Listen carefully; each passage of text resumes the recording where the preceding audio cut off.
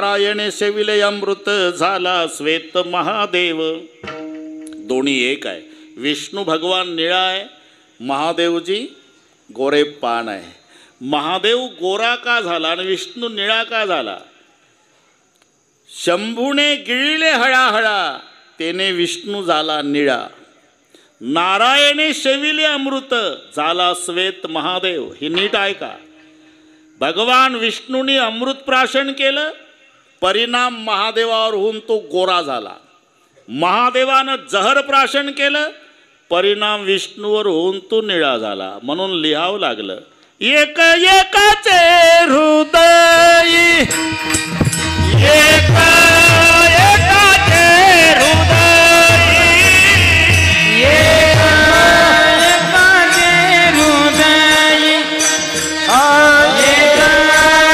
एकाचे हृदय, एक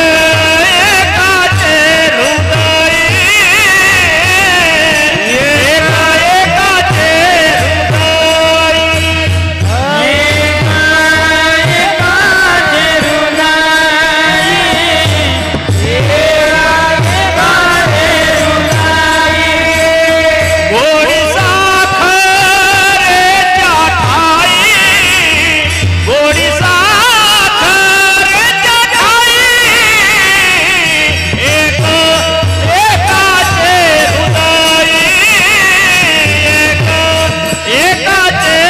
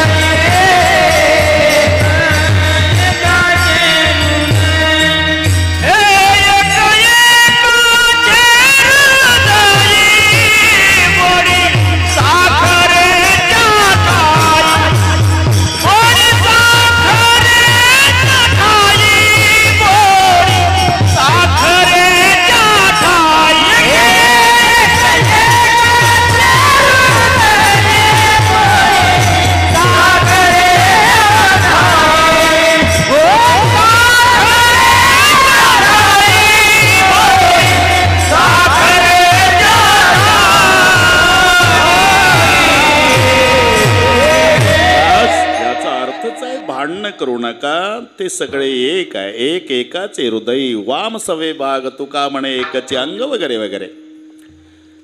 मग भक्ती तुम्हाला आवडेल त्या देवाची करा।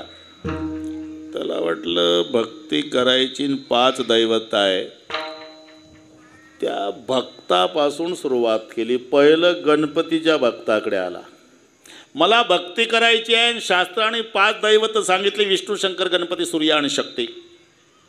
तेव्हा भक्ती कोणाची करावी? गणपतीचे भक्त म्हणाले, अरे आमच्या देवबाप्पाकडे कोणतं खात आहे? सुख करता दुःख हरता वार्ता विघ्नाची, नरवे पूर्वे प्रेम कृपा जया। सुख प्राप्त करून देणं आणि दुःखाचं हरण करणं हे ब्रीद ज्या दैवताचं आहे तो गणपती। मग तू ठरव कोणाची भक्ती करावी। तो म्हणला अजून 4 दुकानं आहे आणि वेळ कमी आहे, मी जरा पुढच्या। मग तो सूर्याच्या भक्ताकडे आला। सूर्याचे भक्त म्हणाले, आमचा सूर्य नसता तू जगला नसता। सूर्याच्या उष्णतेनं पाण्याची वाफ होते, ते मेघात रूपांतरित होऊन पाऊस खाली पडतो आणि मग पर्जन्यात अन्न संभवान, ते अन्न खाऊन तू जगतो, भक्ती सूर्याची करतो। म्हणला आता 3च दुकान आहे, लगेच जाऊ। शक्तीच्या भक्ताकडे आला। शक्तीचे भक्त म्हणाले, आमच्या देवीची उपासना सोपी आहे, शुक्रवारी फुटाणे खाल्ले तरी चालेल, फळ मात्र मोठं आहे। तो म्हणला थांबा, आता 2 राहिले। मग विष्णूच्या भक्ताकडे आला। विष्णूचे भक्त म्हणाले, आमचा देव लक्ष्मीचा पती आहे, सगळं जग लक्ष्मीच्या मागं लागलं, लक्ष्मी त्याच्या चरणाची सेवा करते। म्हणलं आता शेवटचं दुकान महादेवाचं, म्हणून 8:15 ते शंकराच्या भक्ताकडे आलं। मला 4 भक्ताचा विचार करून तुमच्याकडे आलो, भक्ती करायची पण कोण्या देवाची उपासना करावी? म्हणजे मागचं दुकान कोणतं होतं? म्हणजे विष्णूचं। काय म्हणले ते? म्हणजे लक्ष्मीचा पती आहे। त्यांना म्हणा तुझा देव लक्ष्मीचा पती आहे, पण भक्ताचे काय हाल आहे? आम्ही सदैव सुडके जवळी येता चोर धाके, जाऊ पुढते भिके, पुत्री घर राखी ती. अरे विष्णू लक्ष्मीचा पती आहे, पण भक्त सदैव सुडके, जवळी येता चोर धाके. आमचा महादेव कैलासपती आहे, पण संपत्तीचा उपभोग घेत नाही. मग कैलासपती महादेव असला तरी राहतो स्मशानात. त्यागी आहे, त्यागी आहे. तुम्ही 10 कोटीचं मंदिर बांधा तरी तुम्हाला मंदिरात मूर्ती बसवता येत नाही महादेवाची, फक्त लिंग प्रतिमा. मूर्ती स्मशानभूमीत असते. स्मशानासी वस्ती रुद्र करी, स्मशानाची वस्ती रुद्र करी, स्मशानाची वस्ती रुद्र करी. त्या गुणी कैलास सर्व ही संपत्ती, त्या गुणी कैलास सर्व ही संपत्ती. स्मशानासी वस्ती रुद्र करी, स्मशानाची वस्ती रुद्र करी, स्मशानाची वस्ती रुद्र करी. त्यागी आहे. स्मशानासी वस्ती रुद्र करी, त्यागुणी कैलास सर्व ही संपत्ती. विशेष काय? विशेष आमचा देव महादेव स्वतः श्रीमंत आहे, पण श्रीमंतीचा उपभोग घेत नाही, उलट भक्ताला श्रीमंत करतो. आता याच्यावर कीर्तन होईल. महादेवाचा भक्त बाणासूर श्रीमंत आहे. महादेवाचा भक्त रावण सामान्य गोष्ट नाही.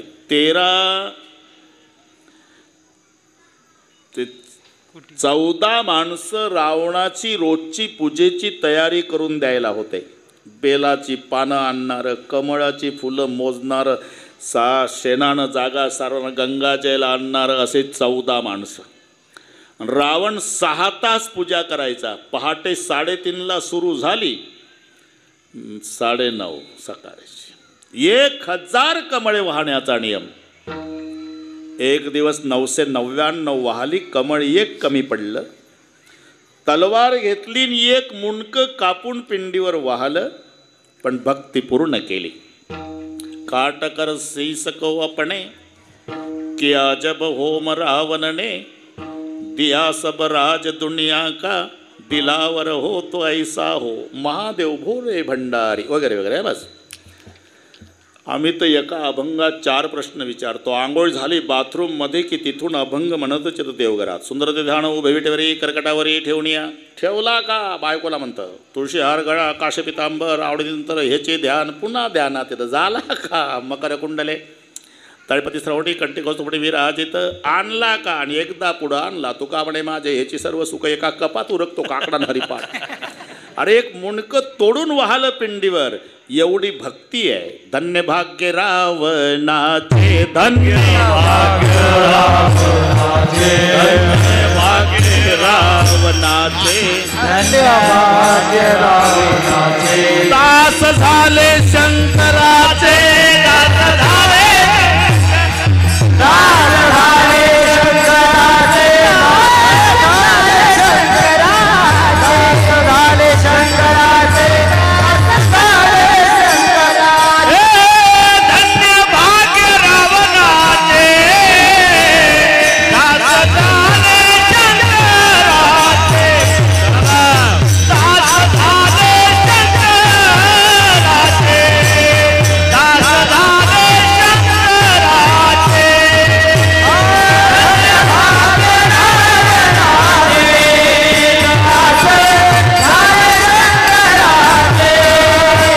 दास झाले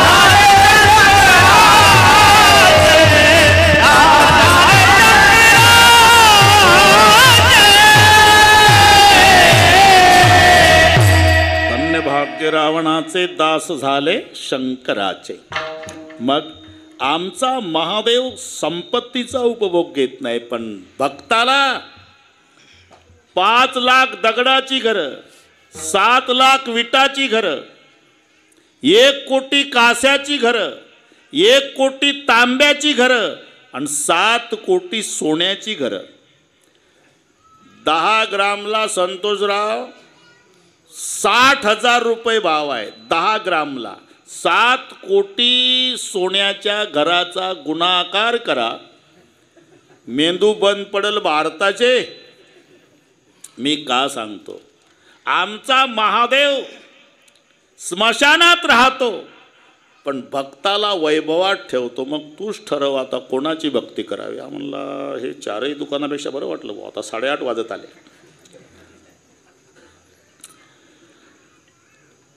ठीक आहे, भक्ती महादेवाची करावी इथपर्यंत माझा निर्णय झाला. मग पण ते भक्ती फार कठीण आहे. अरे कठीण नाही, हेच तर आमच्या महादेवाचं विशेष आहे. ऐका नवलयाची ठेव, ऐका नवलयाची ठेव ठेव, ऐका नवलयाची ठेव, ऐका नवलयाची ठेव ठेव, ऐका नवलयाची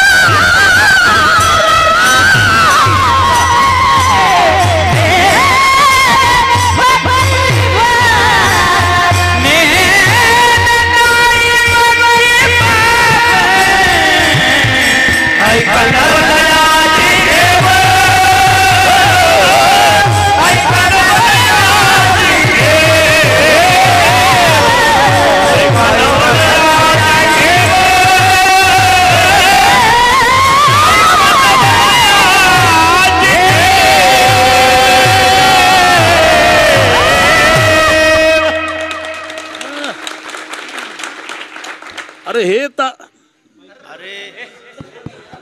अरे भाऊ ठीक, त्या तुमचं झालं की आमचं बंद पाडतंय ते. हे तर विशेष आहे आमच्या महादेवाचं. नेने काही भक्ती भाव ऐका नवल याची ठेव. मी सांगतोय ना तुला, हे विशेष आहे. भक्ती करणाऱ्याचा भाव सुद्धा लक्षात घेत नाही. इथे भाव म्हणजे संतोषराव बाजार भाव नाही घ्यायचा. मराठी इंग्रजीपेक्षा कठीण आहे. इथे भाव शब्दाचा अर्थ हेतू घ्यायचा आणि काय लागत नाही. सगळ्या देवात सोपी भक्ती म्हणजे महादेवरावची. पूजन केवळ सोपे बहु, पूजन केवळ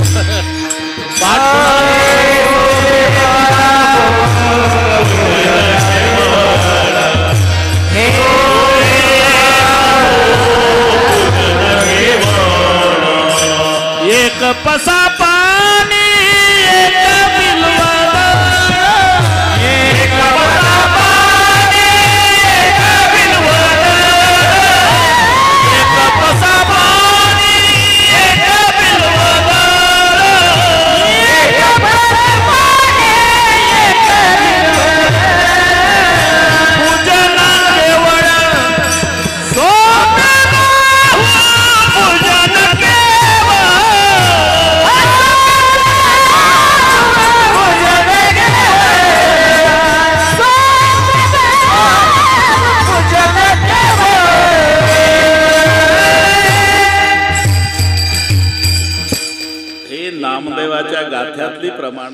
पसा पाणी एक बिल्वदळ, एवढं सोपं आहे.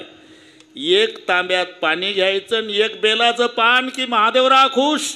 पूजन केवळ सोपे भाऊ. बरं कोणत्या उद्देशानं केलं हे सुद्धा बघत नाही. नेने काही भक्तिभाव. इथे भाव शब्दाचा अर्थ हेतू घ्यायचा. हेतू म्हणजे उद्देश. त्याचा भक्ती करण्याचा उद्देश सुद्धा महादेवराव लक्षात घेत नाही. भस्मासूर, कारण बाबाला चिताभस्म खूप आवडतं आणि ते ताजं पाहिजे. पुढचं कळलं वाटते तुम्हाला. ते शिव महिमनं वाचलं का तुम्ही? उघडलंच नाही म्हणत वाचलं कशाला. स्मशानेश्वा क्रीडा स्मरहर पिशाच्या सहचरः चित्ता भस्मलेपस्त्रगपिकरोटी परिकरः अमंगल्यं शीलं तव भवतु नामैवमखिलं तथापि स्मरतॄणां वरद परमं मंगलमसि. चित्ता भस्मलेप. बाबाला चित्ता भस्म ताजं पाहिजे. भस्मासूर म्हणला मालक पूर्वी 2 वर्ष खूप ताजं चिता भस्म मिळायचं. 20 न 21 साली.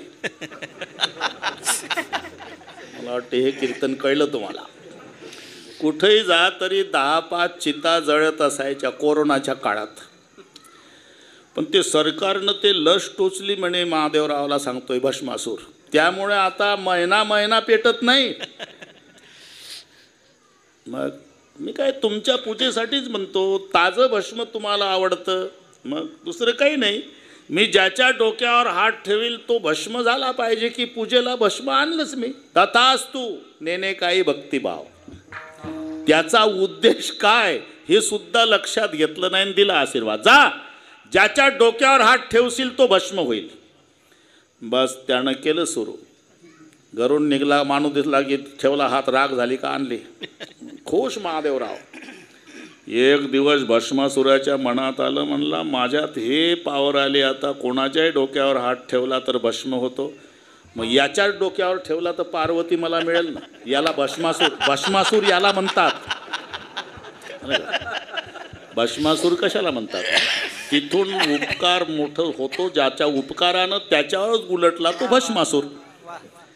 झालं लागला मागं महादेवाच्या भगवान विष्णूला मोहनीचं रूप धारण करावं लागलं. ते नाचकाम मी तुमच्यावर प्रसन्न आहे, पण माझ्यासारखं नाचला तर मी तुम्हाला पती करते म्हणून विष्णुदेवानं मोहनीच्या रूपात नाचकामाला सुरुवात केली. हावभाव सुरू झाले.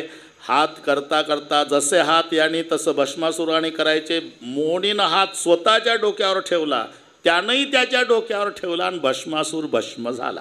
उद्देश माझा सांगण्याचा हेतू लक्षात घ्या की त्याचा भक्ती करण्याचा हेतू काय हे सुद्धा लक्षात न घेता तथास्तु. याला म्हणतात नेने काही भक्तिभाव. ऐका नवल याची ठेव. आणि तुला जर ऐकायचं असेल मग पहिल्या चरणापासून यादीला सुरुवात. देवे केले कैसे कैसे देवे केले देवे कैसे देवे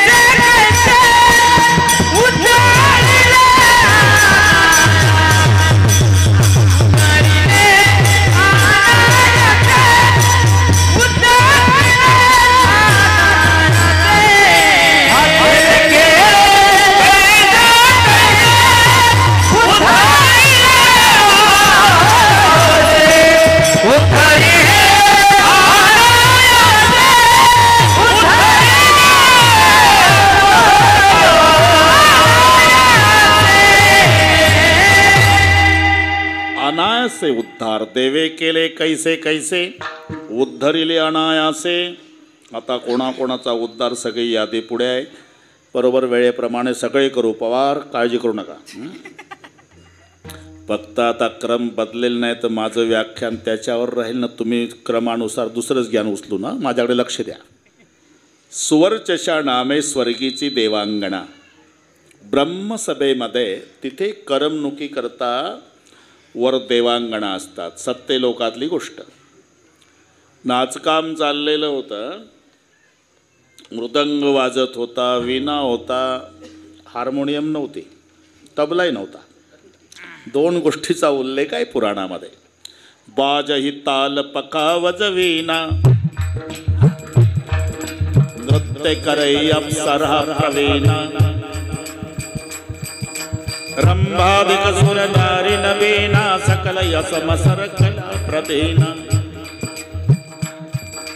करई गान बहुतान तरंगा बहुविधी क्रीडई पाणी पतंगा. हे सत्य लोकातलं सांगतो. नाचकाम चालू आहे. त्याच्या सुवरच्या नावाशी देवांगण आहे.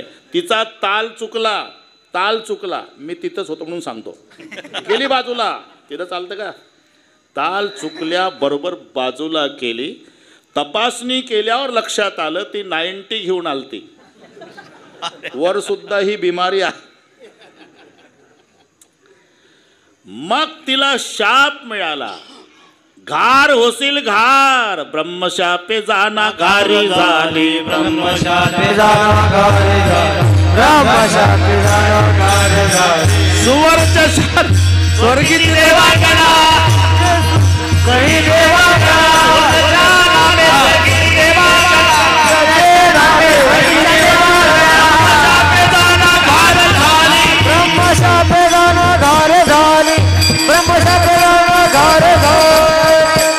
शाप. सुवर्चशा नावाची देवांगणा सत्यलोकात ताल चुकली. तिला शाप मिळाला. गार होशील. घाबरली. उशाप मागितला. तोपर्यंत फिरत राहशील. जेव्हा कैकईच्या हातावरचा प्रसाद उचलशील, माय अंजनेच्या हातावर नेऊन सोडशील आणि तिच्या पोटी हनुमंताच्या रूपात शंकरजी जन्माला येतील, तेव्हा शापमुक्त होशील. तोपर्यंत फिरशील. म्हणून ती फिरत होती. आणि हे तर रामजन्म सर्व माहिती आहे तुम्हाला. शेवटून प्रसाद दिल्यामुळे कैकई रुसली. कैकई रुसली. प्रसाद हातावर तसाच. ती संधी सोडली नाही घारीनं. पिंड घारीने झडपिला. पिंड घारीने झडपिला.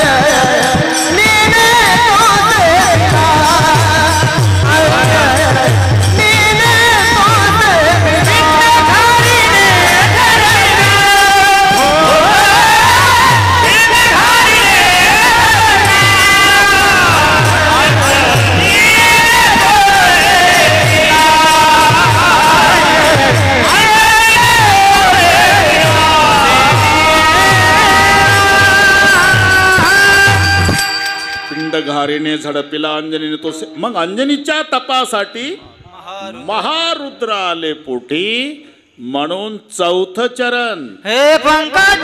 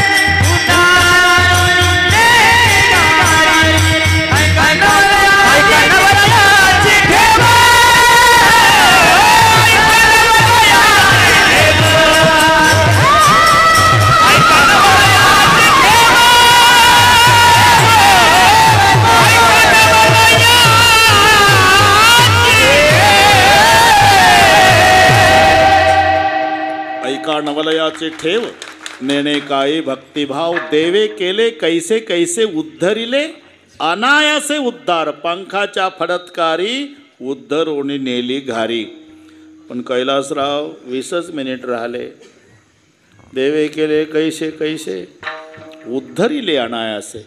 एकदा सांप्रदायपूर्वक भजन घेऊन बरोबर, कारण एवढा समाज जेव घालायचा आहे, बरोबर जेवण आहे ना.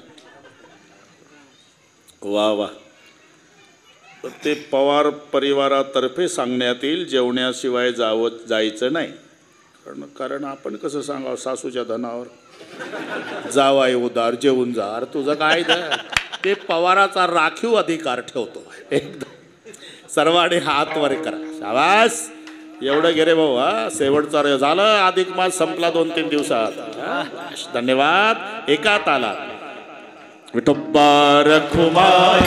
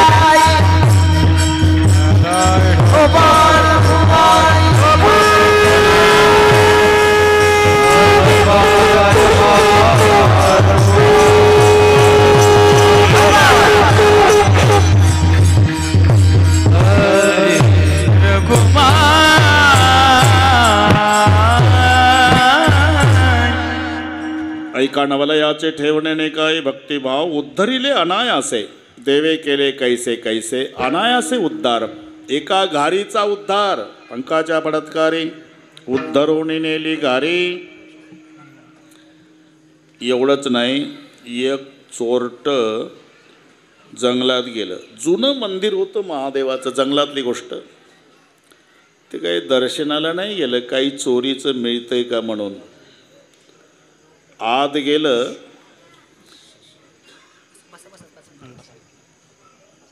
त्याचं वर लक्ष गेलं तर 25 किलो वजनाची पितळी घंटा. बापरे, इथं पुजारी नाही, कोणी नाही. एवढी घंटा नेऊन शिरूरला विकली म्हणजे 2 महिने सुखाचे जाईल. पण ते बुटकं होतं बरं का. चोराची उंची कमी होती, 4.25 फुटाचं होतं. त्याचा हात पुरेना घंटा काढण्यासाठी. इकडे तिकडे पाहिलं, मला पुजारी तर नाही. पिंडीवर उभं राहिलं. कशासाठी? जसं पिंडीवर उभं राहिलं, महादेवाने विचार केला, भक्त बरेच बघितले. काही विडी ओढता ओढता लांबून शालूट ठोकतात मला, काय आत येतात.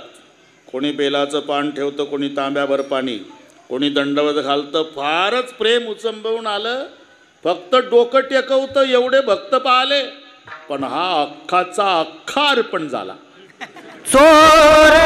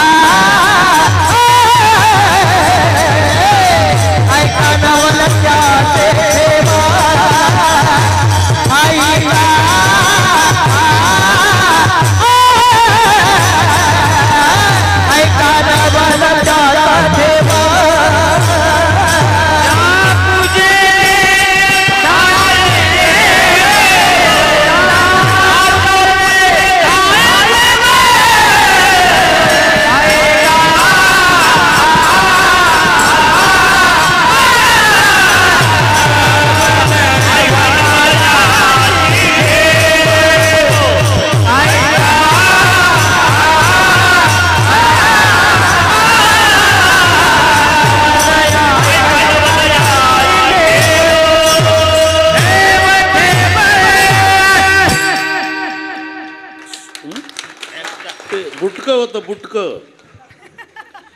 घंटा काढण्यासाठी पिंडीवर उभं राहिलं. महादेवाला वाटलं हे अख्खं अर्पण झालं. सोरे पिंड दिला पाहून त्याच्या पूजने धाये देव. देवे केले कैसे कैसे उद्धरिले अनायासे. ऐका नवलयाची ठेव. नेने काही भक्तिभाव. एका घारीचा उद्धार, एका चोराचा उद्धार नव्हे. एक संदर्भ देत. इंद्र दरबारामध्ये भूतसेन नावाचा नोकर आहे. भूतसेन आहे त्याचं नाव, भूतसेन. आणि त्याच्याकडून काही अपराध घडला म्हणून त्याला शाप. जा भिल्ल जमातीत जन्माला येशील. तोच भूतसेन इंद्र दरबारातला भिल्ल जमातीत जन्माला आला.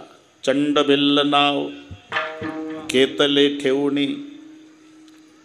घाबरू नका. दुष्टभाव म्हणे वाढविला. कासेसे वाघुरा हाती शूळदंड. सामुग्री उदंड मिळविली. हिंडतसे नाना पर्वत शिखरे. मारितसे फार जीव जंतू. मारितसे फार जीव जंतू. मारितसे फार जीव जंतू. हिंडतसे नाना पर्वत शिखरे. हिंडतसे नाना पर्वत शिखरे. हिंडतसे नाना पर्वत शिखरे. नाना पर्वत शिखरे. मारितसे फार जीव जंतू. मारितसे फार जीव जंतू. मारितसे फार जीव जंतू. चंडभिल्ल. आता कांचीपूर नगराचा राजा, त्या राजाचं नाव सोमदत्ती आहे. सोमदत्ती. त्या सोमदत्ती राजाला 500 राण्या आहे. त्याच्यातल्या 498 जारकर्म करणाऱ्या होत्या आणि 2च पतिव्रता होत्या. असा नियम आहे. पत्नीनं पाप केलं तर पतीला भोगावं लागतं. पतीनं पाप केलं तर पत्नीला भोगावं लागत नाही. पत्नीनं पुण्य केलं तर पतीला मिळत नाही. पण पतीनं पुण्य केलं तर अर्ध आपोआप पत्नीला मिळतं. नाही तर एकटा आबत्त का नाही सत्यनारायणासाठी. एकटा घरमालक पत्रिका छापून घेतं. महिनाभर रॉकेलच्या फटफटीवर एकटंच वाटतं. मग एक दिवस ट्रॅक्टरला ट्राली जोडतं. तालुक्याला जातं. रवा साखरेचं पोतं, डालडाचा डबा, लोणकडे तूप, येड्या बाबाई सरपण, लोखंडी चूल, स्वयंपाकाची भांडी, मंडप, डेकोरेशन. महिना गेला एकट्याचा. आणि पूजेची तयारी झाली. मग नवरा बायको दोघं पूजेला बसतात. ब्राह्मण पुढे म्हणतात यांना मागं ऐकावं लागतं. लावा डोळ्याला पाणी. लावलं.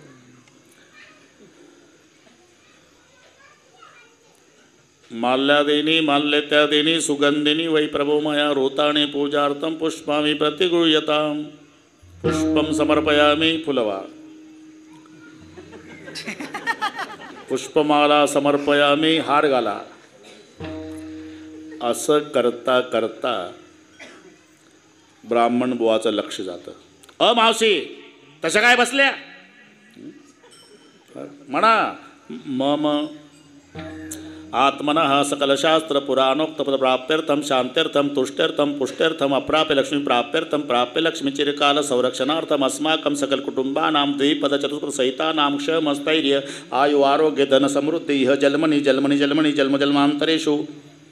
मग लक्ष जातं ब्राह्मण. तशा काय बसल्या मावशी. हाताला हात लावा. तिनं नुसता हाताला हात लावला. इठ्ठल अर्ध सत्यनाचं पुण्य गेलं. हे 1 महिना आबदलं एकटं रॉकेलच्या फटफटीवर. हात लावल्याबरोबर अर्ध जातं. पण हा नियम फक्त सत्यनारायणापुरता ठेवायचा. आम्ही सांगितलं कीर्तनात. यानं डोकं चालवलं. नवरा बायकोत रेल्वेत एक तिकीट काढलं दोघात. कुठेही चालतो का सत्यनारायण. 3 स्टेशन प्रवाह झाल्यास 4थ्या स्टेशनला TC. तिकीट दाखवलं. बरोबर आहे. कोण बोलतो. तिकीट दाखवलं. बरोबर आहे. अजून एक. हा म्हणला बायको आहे माझी. मग काय करू. 14 डब्याची रेल्वे. बऱ्याच लोकांच्या बायका नवल सांगतो का तिकीट काढ. यानं तिच्याकडे पाहिलं. त्यांचं आधी ठरलं असेल संतोषराव. तिनं याच्या तिकिटाच्या हाताला हात लावला. TCचं डोकं चाले ना. तो म्हणला 20 वर्ष सर्व्हिस करतो पण हे पागल म्हणावं तर तिकीट बरोबर आहे, हाताला हात काय भानगड आहे, काय भानगड आहे, कुठं काय भानगड आहे, बायको आहे माझी. मग मग मग काय करतो, दिसत नाही का तिनं तिकिटाच्या हाताला हात लावला, म्हणजे म्हणजे म्हणजे काय करतो, काळा कोटवाल्या आमच्या गावच्या ब्राह्मणापेक्षा जास्त शाण झाला का तू. म्हणले ते सत्यनारायणात चालतं भाऊ, रेल्वेच्या कायद्यात नाही. राष्ट्र करी पाप राजाने भोगावे, राजयाचे सर्व पुरोहिता, हे नामदेवाचीच प्रमाण आहे. शिष्य केले पाप भोगावे गुरुने, स्त्रीचे केले घेणे पुरुषासे, स्त्रीचे घेणे पुरुषासे, शिष्य केले पाप भोगावे गुरुने, पाप भोगावे गुरुने, पाप भोगावे गुरुने, पाप भोगावे गुरुने, घेणे पुरुषासे,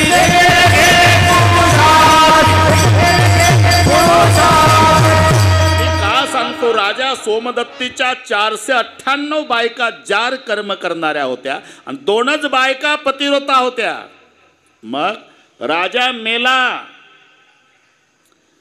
मेला पण मरुनिया जन्म हरणाचा पावला, मरुनिया जन्म मरुनिया जन्म हरणाचा पाप, मरुनिया जन्म हरणाचा पाप, कुरंगिनी झाल्या पतिव्रता, कुरंगिनी झाल्या पतिव्रता, कुरंगिनी झाल्या पतिव्रता. त्या 2 पतिव्रता हरणी झाल्या आणि राजा सोमदत्ती हरिण झाला आणि तो भूतसेन भिल्ल जमातीत जन्माला आला. शिकारीला सकाळपासून फिरला, दुपार झाली तरी शिकार मिळाली नाही, उपवासी आहे, काय करावं. एक तळं बघितलं, तळ्या शेजारी हिरवगार पाल्याचं दाट झाड, त्या तळ्याच्या काठाला त्यानं वाघूर लावली, वाघूर. इथे आता हरण पाणी प्यायला येतील, याच्यात सापडतील, झाडावर जाऊन बसला. पण त्या पाल्यामुळे वाघूर दिसेना, म्हणून त्यानं पाला तोडायला सुरुवात केली. योग असा, ज्या दिवशी शिकार न मिळाल्यानं उपवासी राहिलं त्या दिवशी महाशिवरात्र होती. ज्या झाडावर जाऊन बसलं पाला तोडतं ते झाड बेलाचं होतं. जिथं पाला पडत होता तिथं भूमिगत पूर्वीचं शिवलिंग होतं. एक नाही, लाखाच्या वर पानं तोडली. महादेवानं विचार केला, म्हणले शिवरात्रीचे उपवास बऱ्याच भक्तानं केले, पण दाबून खिचड्या खाल्ल्या साबुदाण्याच्या. हा एकच भक्त लक्षवरी बिल्वदळ माथा वाहे, आनंदन समाये महादेवा. भोळा महादेव तेने संतोषला, म्हणे करी मला कोण पूजा. माथा पडता पालान सांब तेने संतोषला. यमदूताला जा, त्याची काय इच्छा आहे ती पूर्ण करा. यमदूत आला, मी यमदूत. आमचा लागला का नंबर नाही. मग महादेव प्रसन्न झाले तुमच्यावर. ज्या झाडाचा पाला तोडताना ते झाड बेलाचं आहे, जिथं पाला पडतो तिथं भूमिगत शिवलिंग आहे, आणि आज तुम्हाला शिकार न मिळाल्यानं उपवास घडला. आज महाशिवरात्र आहे, शंकरजी प्रसन्न झाले, काय पाहिजे ते माग म्हणतात. असं मग एकच इच्छा आहे, मला हरणाची पक्ष्याची भाषा समजायला पाहिजे, बस. त्याचं दुसरं काय मागणं होतं. पशु पक्षयाचे कळावे बोलणे, सर्व काही येणे कार्यसिद्धी. इतुकीच आहे माझी वासना, पुरवणी स्वस्ताना जावे तुम्ही. तथास्तु असं म्हणून यमदूत निघून गेला. आता तो मागच्या जन्मातला राजा सोमदत्ती हरिण होऊन पाणी प्यायला आला. नेमका त्याच्यामध्ये अडकला. म्हणला आता अजून दुसरे हरणं येतील, यांच्या गोष्टी सुरू होईल, मला भाषा कळेल. त्या 2 हरणी आल्या, रडू लागल्या, पतिदेव अहो पाणी प्यायच्या आधी जरा विचार तर करायला पाहिजे होता, काही संकट आहे का पुढे.